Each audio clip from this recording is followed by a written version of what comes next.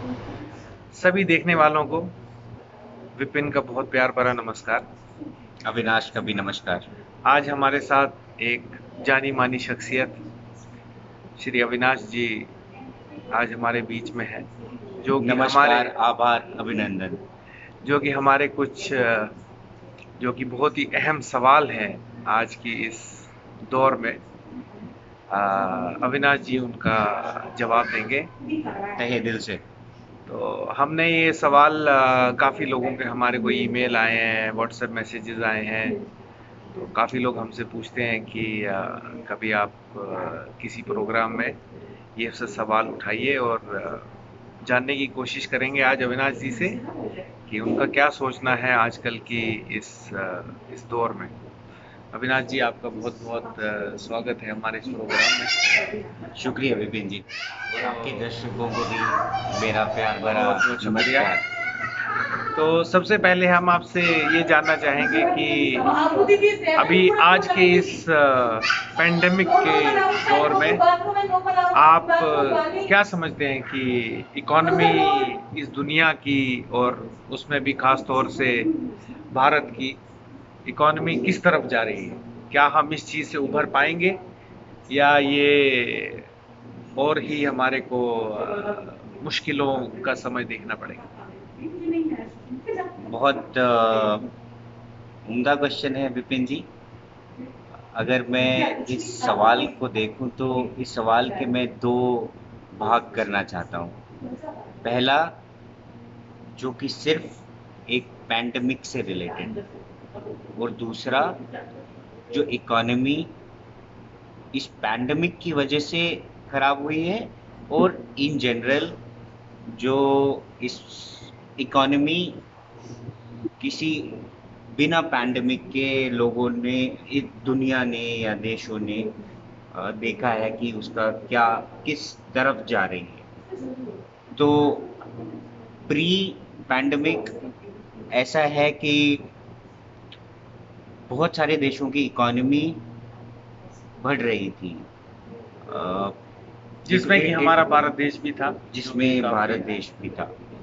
और अमूमन जितने भी मुल्क थे वो सब एक प्रोग्रेसिव पाथ दिखा रहे थे। लेकिन ये पैंडेमिक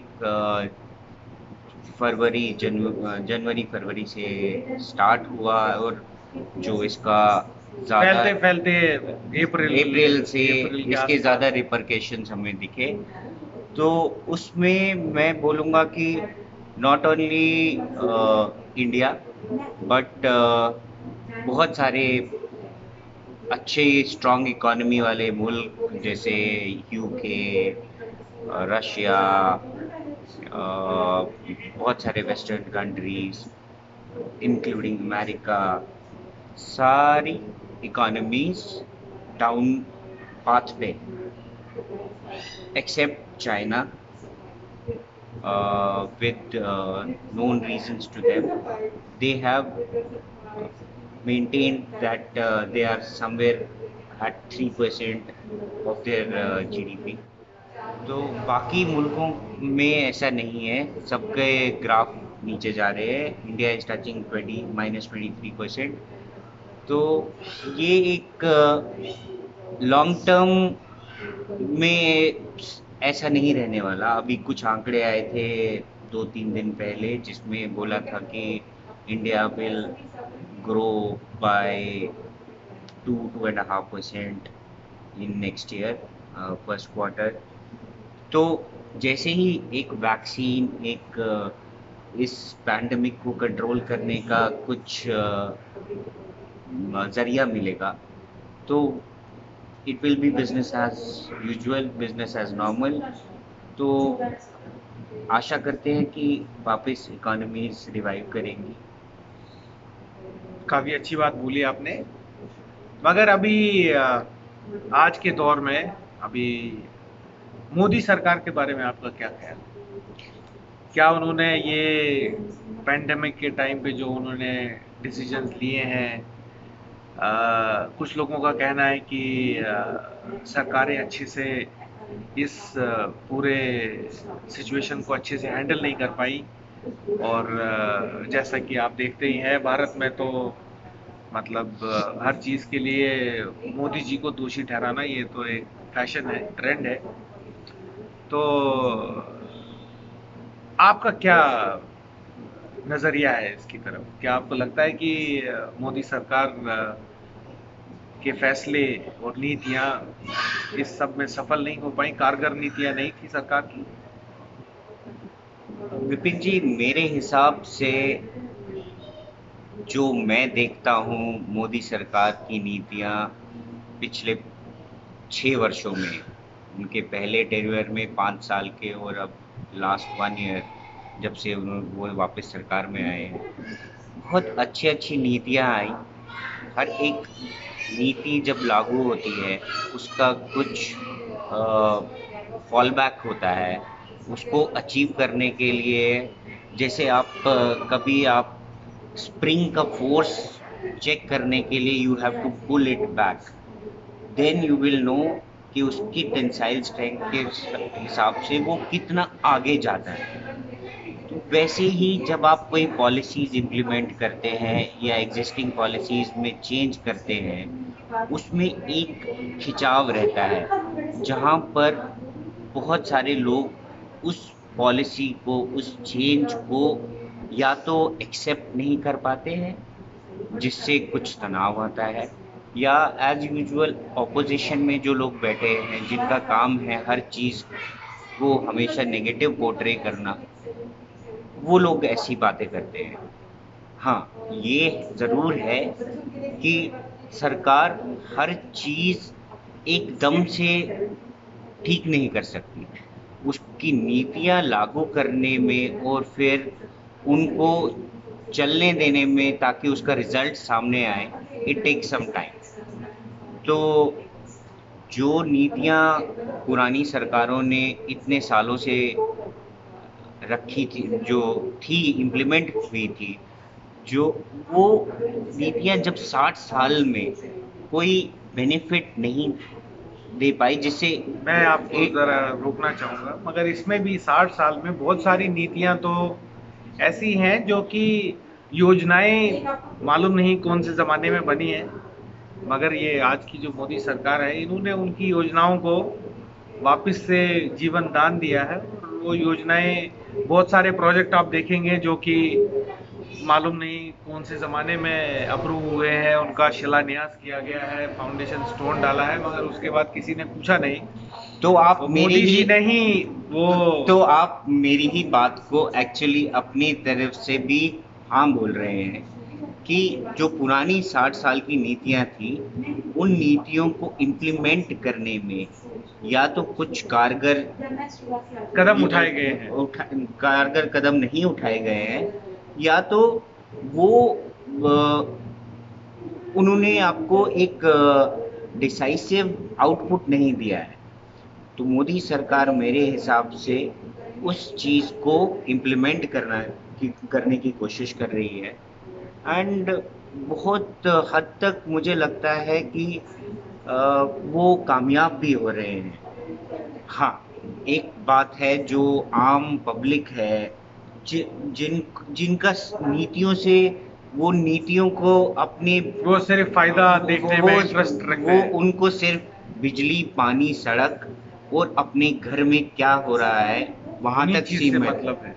वो ये नहीं सोच रहे हैं कि इन नीतियों की वजह से इन ए लॉन्ग टर्म उनको क्या बेनिफिट मिलेगा, वो उन चीज़ों पे तवज्जो नहीं दे रहे। तो मेरा कहने का अर्थ है कि जो मोदी सरकार ने नीतियां लागू की हैं, बहुत सारी नीतियां पुरानी सरकार की है with a different name, but ये लोग पुरानी सरकारें वो इम्प्लीमेंट करने में नाकामयाब रही थी, ये इम्प्लीमेंट करने की कोशिश कर रहे हैं।